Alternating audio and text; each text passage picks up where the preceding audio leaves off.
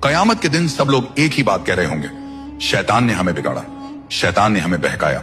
लेकिन उस दिन शैतान खुद एक ऐसी बात बोलेगा जो इंसान को जिंदगी भर का सबक दे जाएगी। कयामत का दिन होगा, आसमान तोड़ दिया जाएगा, जमीन बर्फ की तरफ पिघल रही होगी, हर तरफ अंधेरा, चीख, अफरा तफरी होगी, लोग दौड़ रहे होंगे, कोई हिसाब से भाग रहा होगा, कोई अपने गुनाहों से। इसी हालत में एक शख्स इब्लिस को देखकर रास्ते में चिल्ला पड़ेगा, ऐ शैतान, तूने मुझे बिगाड़ा, तूने मुझे बर्बाद कर दिया, तूने मुझे गुनाहों में धकेल दिया। इब्लिस रुक जाएगा, उसकी आंखों में एक अजीब सी बेचैनी होगी, मगर चेहरे पर जरा सा भी पछतावा नहीं। वह शख्स फिर चिल्लाकर बोलेगा, मैं अगर जहन्नुम जा रहा हूं तो तेरी वजह से तूने मुझे हर गुनाह में धक्का दिया। आसपास मौजूद लोग रुक कर देखने लगेंगे। अब शैतान क्या जवाब देगा? हवा थम जाएगी, सन्नाटा छा जाएगा और इब्लिस बड़े सुकून से कहेगा, मैंने तुझे कब धक्का दिया? मैंने कब तेरा हाथ पकड़कर गुनाह करवाया? मैं तो सिर्फ बुलाता था, चलते तुम खुद थे।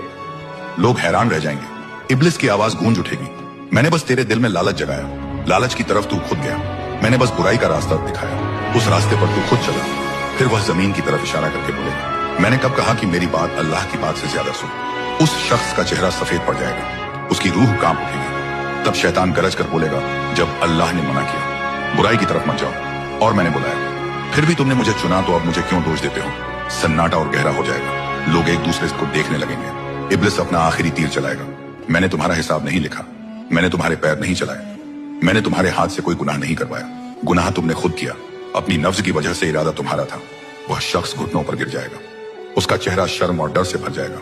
इब्लिस हल्की सी मुस्कुराहट के साथ कहेगा, अल्लाह ने तुम्हें अक्ल दी थी, इल्म दिया था ताकि तुम गुनाहों से बचो। क्या तुमने नहीं सुना था कि मैंने अल्लाह से कहा था, मैं तेरे सच्चे और नेक बंदों को नहीं बहका सकूंगा?